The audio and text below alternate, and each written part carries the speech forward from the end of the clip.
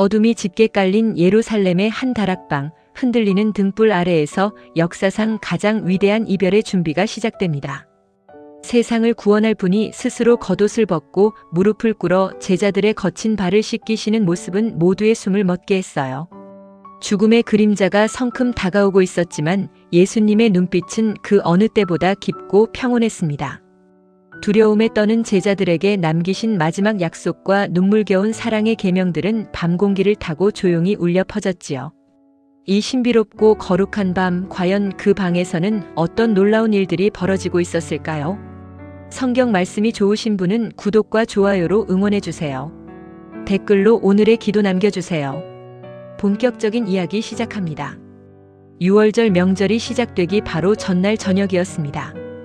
예루살렘의 낡고 조용한 어느 다락방에는 부드러운 등불빛만이 어둠을 조용히 밀어내고 있었어요. 밖으로는 사람들의 들뜬 발걸음 소리가 희미하게 들려왔지만 이 방 안의 공기는 왠지 모르게 무겁고 진지했습니다. 예수님께서는 자신이 이 세상을 떠나 하늘에 계신 아버지께로 돌아갈 때가 드디어 다가왔다는 사실을 마음속 깊이 온전히 알고 계셨습니다. 흙먼지 날리는 거리를 함께 걸으며 3년이라는 긴 시간 동안 기쁨과 눈물을 나누었던 제자들. 예수님은 이 세상에 있는 자기 사람들을 사랑하시되 정말로 끝까지 변함없이 사랑하셨습니다. 저녁 식사가 한창 진행되고 있을 때였습니다. 이미 마귀는 가룟 사람 시몬의 아들 유다의 마음속에 예수님을 팔아넘기려는 어두운 생각을 깊숙이 불어넣은 상태였어요. 예수님은 아버지께서 모든 것을 자기 손에 맡기셨다는 것과 자신이 하나님께로부터 왔다가 다시 하나님께로 돌아갈 것을 아셨습니다. 그 거룩하고 위대한 분께서 갑자기 식탁에서 조용히 자리에서 일어나셨습니다. 제자들은 영문을 모른 채 그저 예수님의 행동을 숨죽여 지켜볼 뿐이었습니다. 예수님은 입고 계시던 겉옷을 천천히 벗어내려 놓으셨습니다. 그리고 방 한구석에 놓여있던 수건을 가져다가 자신의 허리에 단단히 두르셨어요. 이어서 커다란 대야에 맑고 시원한 물을 가득 떠오셨습니다. 제자들의 눈이 놀라움으로 커졌습니다. 그것은 당시 가장 천한 종들이나 하는 일이란 것을 모두가 알고 있었기 때문입니다. 하지만 예수님은 아무 말씀 없이 제자들 앞에 무릎을 꿇으셨습니다. 먼지와 땀으로 범벅이 된 제자들의 거친 발을 두 손으로 감싸 주시고는 정성스럽게 물로 씻기 시작하셨어요. 그리고 허리에 두르셨던 수건으로 부드럽게 물기를 닦아주셨습니다. 물소리만이 조용한 방 안을 채웠고 제자들은 너무나도 당황스러워 아무 말도 꺼내지 못했습니다. 드디어 시몬 베드로의 차례가 되었습니다. 베드로는 황급히 뒤로 물러서며 떨리는 목소리로 말했습니다. 주님, 어떻게 주님께서 제 발을 씻기시려고 하십니까? 예수님은 다정한 눈빛으로 베드로를 올려다보시며 말씀하셨어요. 내가 지금 하고 있는 이 일을 너는 지금 당장은 이해하지 못할 것이다. 하지만 나중에는 분명히 알게 될 것이다. 그러나 베드로는 여전히 고개를 강하게 저으며 완강하게 거절했습니다. 안 됩니다, 주님. 제 발은 절대로 씻기지 못하십니다. 그러자 예수님은 조금 더 단호하지만 여전히 따뜻한 목소리로 말씀하셨습니다. 내가 너를 씻어주지 않으면 너는 나와 아무런 상관이 없게 된단다. 그 말씀에 베드로의 마음이 철렁 내려앉았습니다. 주님과 상관없는 사람이 된다는 것은 베드로에게 죽음보다 더 두려운 일이란 것을 그는 알고 있었지요. 베드로는 다급하게 손을 내저으며 외쳤습니다. 주님, 그렇다면 제 발뿐만 아니라 제 손과 머리까지도 전부 씻어주시옵소서. 예수님은 베드로의 순수한 열정에 희미한 미소를 지으시며 대답하셨습니다. 이미 목욕을 한 사람은 온몸이 깨끗하기 때문에 발만 씻으면 충분하단다. 너희는 깨끗하다. 하지만 너희 모두가 다 깨끗한 것은 아니란다. 예수님은 이미 자신을 배반할 사람이 누구인지 명확히 알고 계셨기에 그런 슬픈 뼈 있는 말씀을 남기신 것이었습니다. 방 안에는 다시금 알 수 없는 긴장감과 적막이 흘렀습니다. 예수님은 제자들의 발을 모두 씻기신 후에 다시 겉옷을 입으시고 식탁의 원래 자리로 돌아가 앉으셨습니다. 그리고 조용히 제자들의 얼굴을 하나하나 둘러보시며 입을 여셨어요. 내가 방금 너희에게 한 일이 어떤 의미인지 너희는 알겠느냐? 너희가 나를 선생님이라고 부르거나 주님이라고 부르는 것은 참으로 옳은 말이다. 내가 실제로 그러하기 때문이다. 주님이자 선생님인 내가 이렇게 무릎을 꿇고 너희의 발을 씻어 주었으니 너희도 마땅히 서로의 발을 씻어 주어야 한다. 내가 너희에게 한 것과 똑같이 너희도 서로 행하게 하려고 내가 먼저 본을 보여준 것이란다. 종이 주인보다 높지 않고 심부름을 온 사람이 그를 보낸 사람보다 높지 않다는 것을 기억하여라. 너희가 이것을 깨닫고 그대로 실천한다면 참으로 복을 받을 것이다. 말씀을 이어가시던 예수님의 표정이 점차 어두워지기 시작했습니다. 마음속에 깊은 괴로움이 밀려오는 것을 감추지 못하시며 무거운 목소리로 진실을 털어놓으셨습니다. 내가 너희에게 진실로 말한다. 너희 중 한 사람이 나를 팔아넘길 것이다. 이 청천벽력 같은 말씀에 제자들은 소스라치게 놀라며 서로의 얼굴을 당황스럽게 쳐다보았습니다. 도대체 누구를 두고 하시는 말씀인지 짐작조차 할 수 없었지요. 예수님의 품에 기대어 앉아있던 제자에게 베드로가 눈짓을 하며 누구를 가리키시는지 여쭈어 보라고 신호를 보냈습니다.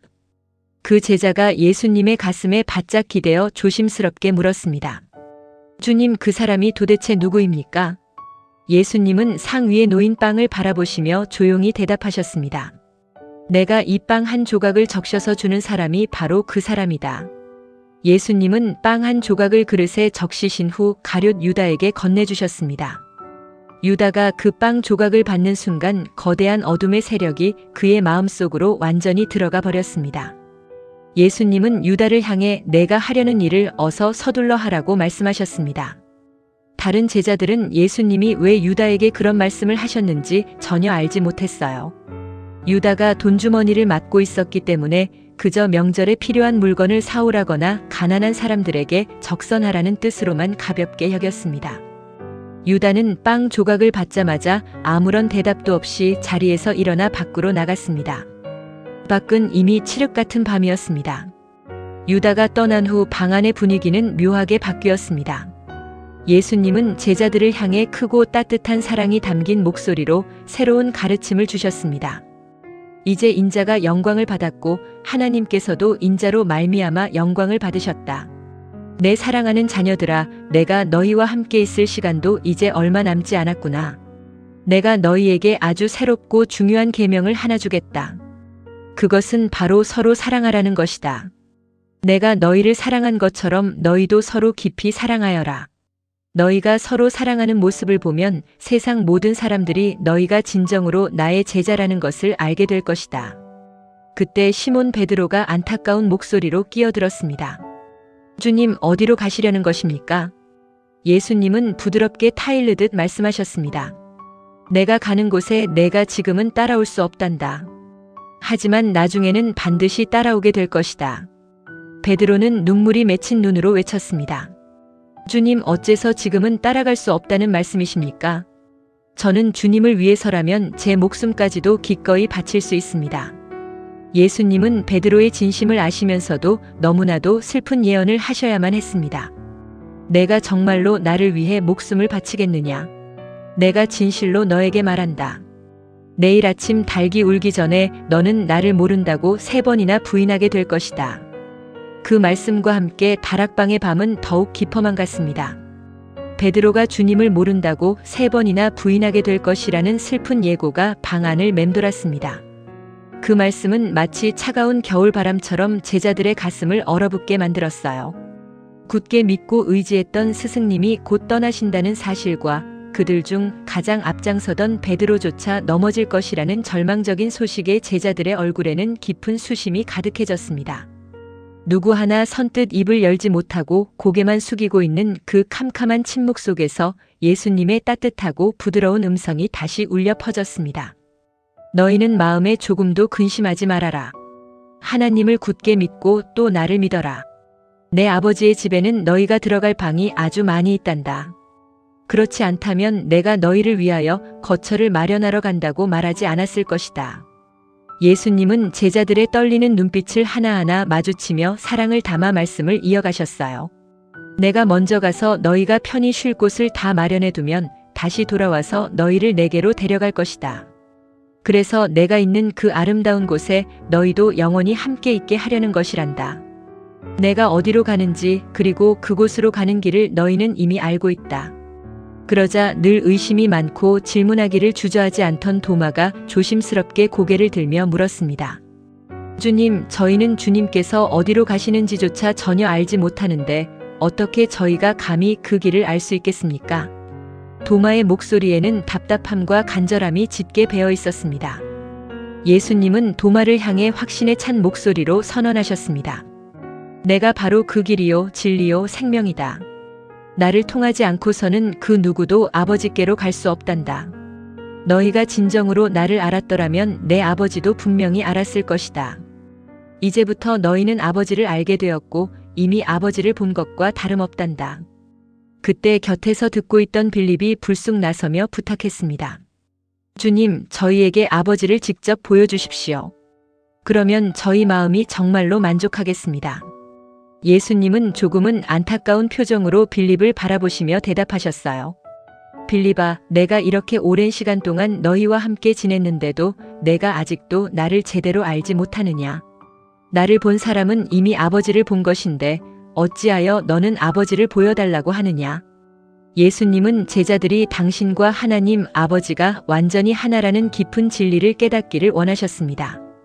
내가 아버지 안에 있고 아버지가 내 안에 계신다는 것을 내가 믿지 못하겠느냐? 내가 너희에게 하는 모든 말은 결코 내 마음대로 하는 것이 아니다.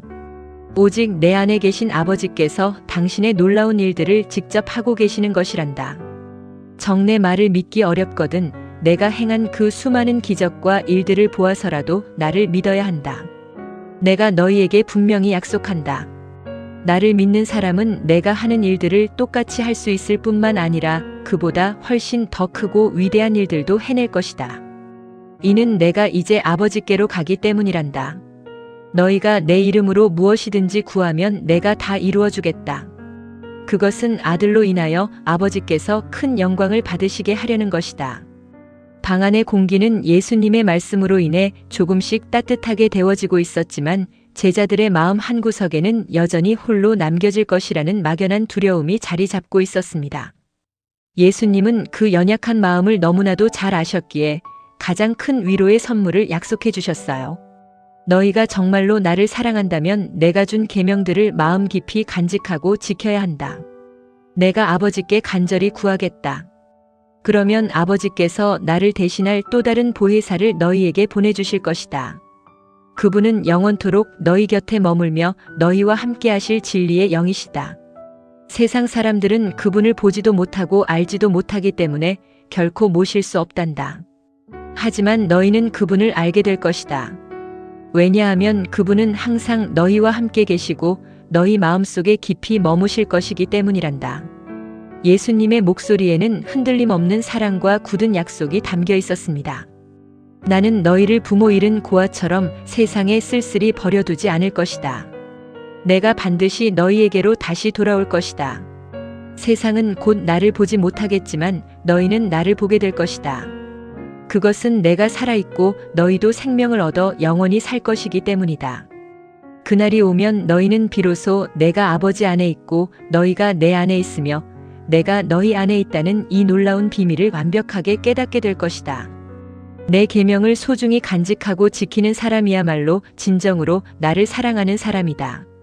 나를 사랑하는 사람은 내 아버지께 크나큰 사랑을 받을 것이고 나 역시 그를 사랑하여 그에게 내 모습을 온전히 나타내 보여줄 것이다.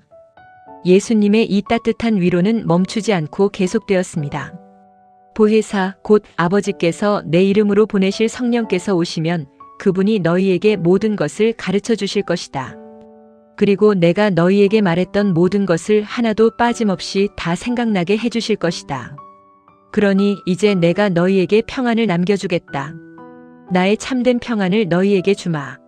내가 너희에게 주는 이 평안은 이 세상이 주는 얄팍하고 거짓된 평안과는 차원이 다른 것이란다. 그러니 너희는 마음에 근심하지도 말고 조금도 두려워하지 말아라. 내가 떠나갔다가 다시 너희에게로 돌아온다고 한 내 말을 너희가 똑똑히 듣지 않았느냐? 예수님은 다가올 고난을 피하지 않으시고 묵묵히 걸어가시겠다는 결연한 의지를 보여주셨습니다. 너희가 진정으로 나를 사랑했다면 내가 아버지께로 가는 것을 마땅히 기뻐했을 것이다. 아버지는 나보다 훨씬 더 크시고 위대하신 분이기 때문이란다. 내가 지금 이 일이 일어나기 전에 미리 너희에게 말해두는 것은 나중에 그 일이 실제로 일어났을 때 너희로 하여금 흔들림 없이 믿게 하려는 것이다. 이제는 너희와 길게 이야기할 시간이 없구나. 이 세상을 지배하는 통치자가 다가오고 있기 때문이다. 그는 내게 아무런 권한도 없지만 나는 오직 세상 사람들에게 내가 아버지를 깊이 사랑한다는 것과 아버지께서 내게 명령하신 그대로 행한다는 것을 확실히 보여주려고 이 길을 가는 것이다. 자, 이제 모두 자리에서 일어나거라. 이곳을 떠나자꾸나. 어두운 예루살렘의 밤거리를 걸으며 예수님은 제자들에게 잊을 수 없는 아름다운 비유를 하나 들려주셨습니다. 나는 생명을 주는 참 포도나무요. 내 아버지는 그 포도나무를 가꾸시는 지혜로운 농부이시다. 농부이신 아버지는 내게 붙어 있으면서도 열매를 맺지 못하는 메마른 가지는 모두 미련 없이 잘라버리신다. 반면에 열매를 잘 맺는 건강한 가지는 더 풍성하고 아름다운 열매를 맺게 하시려고 정성껏 다듬고 깨끗하게 손질하신단다. 너희는 내가 그동안 너희에게 일러준 진리의 말씀으로 말미암아 이미 깨끗하게 손질되었느니라. 그러니 이제 내 안에 꼭 붙어 머물러라. 그러면 나도 너희 안에 영원히 머물겠다. 가지가 포도나무에 붙어 있지 않으면 스스로의 힘으로는 단 한 알의 열매도 맺을 수 없는 것처럼 너희도 내 안에 머물지 않으면 아무런 열매도 맺을 수 없단다. 예수님의 말씀은 밤 공기를 가르며 제자들의 영혼 깊은 곳으로 스며들었습니다. 나는 포도나무의 든든한 줄기요. 너희는 그 줄기에 뻗어나간 가지들이다. 사람이 내 안에 온전히 머물고 내가 그 사람 안에 머물면 그는 참으로 풍성하고 아름다운 열매를 넘치도록 맺게 될 것이다. 나를 떠나서는 너희가 그 어떤 선한 일도 할 수 없다는 것을 명심하여라. 만약 누구든지 내 안에 머물지 않는다면 그는 잘려나간 가지처럼 밖으로 버려져 바싹 말라버릴 것이다. 사람들은 그렇게 말라비틀어진 가지들을 모아다가 타오르는 불 속에 던져 태워버린단다. 하지만 너희가 내 안에 굳건히 머물고 내 말이 너희 안에 깊이 살아 움직인다면 무엇이든지 너희가 원하는 대로 구하여라. 그리하면 내 아버지께서 그 모든 것을 너희에게 다 이루어 주실 것이다. 너희가 탐스럽고 귀한 열매를 많이 맺으면 내 아버지께서 크게 영광을 받으실 것이다. 그리고 비로소 세상 사람들은 너희가 진정으로 나의 참된 제자라는 것을 인정하게 될 것이다. 아버지께서 나를 끝없이 사랑하신 것처럼 나도 너희를 그토록 사랑하였다. 그러니 너희는 항상 나의 이 크고 넓은 사랑 안에 머물러라. 내가 내 아버지의 거룩한 계명을 지켜서 언제나 아버지의 사랑 안에 머물러 있는 것과 똑같이 너희도 내가 준 계명을 온전히 지키면 영원토록 내 사랑 안에 머물게 될 것이다. 내가 지금 이 말들을 너희에게 해주는 분명한 이유가 있다. 그것은 바로 내 안에 있는 넘치는 기쁨이 너희 마음속에도 가득 차게 하고 너희의 그 기쁨이 세상 그 무엇으로도 빼앗을 수 없을 만큼 완전해지게 하려는 것이란다. 예수님은 걸음을 잠시 멈추시고 제자들의 얼굴을 애정 어린 눈빛으로 바라보셨습니다. 내가 너희에게 주는 가장 크고 중요한 계명은 바로 이것이다. 내가 너희를 한없이 사랑한 것처럼 너희도 서로를 깊이 아끼고 사랑하여라. 사람이 자기의 소중한 친구를 위하여 목숨을 버리는 것보다 더 위대하고 숭고한 사랑은 이 세상에 없단다. 너희가 만약 내가 명하는 이 모든 것을 기꺼이 행한다면 너희는 진실로 나의 가장 친한 친구가 되는 것이다. 이제부터 나는 너희를 명령이나 따르는 종이라고 부르지 않겠다. 종은 주인이 무슨 생각을 하고 어떤 일을 하는지 전혀 알지 못하기 때문이다. 나는 너희를 나의 소중한 친구라고 부르겠다. 왜냐하면 내가 내 아버지께 들은 모든 비밀과 진리를 너희에게 하나도 숨김없이 다 알려주었기 때문이란다. 제자들은 스승이신 예수님께서 자신들을 종이 아닌 친구로 여겨주신다는 사실에 가슴이 벅차올랐습니다. 예수님은 더욱 단호한 목소리로 말씀하셨어요. 너희가 나를 선택하여 부른 것이 결코 아니다. 내가 너희를 먼저 선택하여 이 자리에 세운 것이다. 그것은 너희가 세상에 나가서 영원히 썩지 않을 풍성한 열매를 맺게 하려는 것이다. 그래서 너희가 내 이름으로 아버지께 무엇을 구하든지 다 받을 수 있게 하려는 것이란다. 내가 너희에게 이 모든 것을 명하는 단 하나의 이유는 너희가 서로 진심으로 사랑하게 하려는 것이다. 하지만 세상이 너희를 이유 없이 미워할 수도 있다. 세상이 너희를 미워하거든 너희보다 먼저 나를 미워했다는 사실을 반드시 기억하여라. 너희가 만약 이 세상에 속한 사람들이었다면 세상은 너희를 자기 것이라 여겨 무척 사랑했을 것이다. 하지만 너희는 이 악한 세상에 속하지 않았고 오히려 내가 세상 가운데서 너희를 특별히 뽑아내었기 때문에 세상이 너희를 그토록 미워하는 것이란다. 종이 주인보다 높지 않다고 한 내 말을 깊이 새겨들어라. 사람들이 나를 박해하였으니 너희도 당연히 박해할 것이요. 사람들이 내 말을 기꺼이 지켰다면 너희의 말도 귀 기울여 지킬 것이다.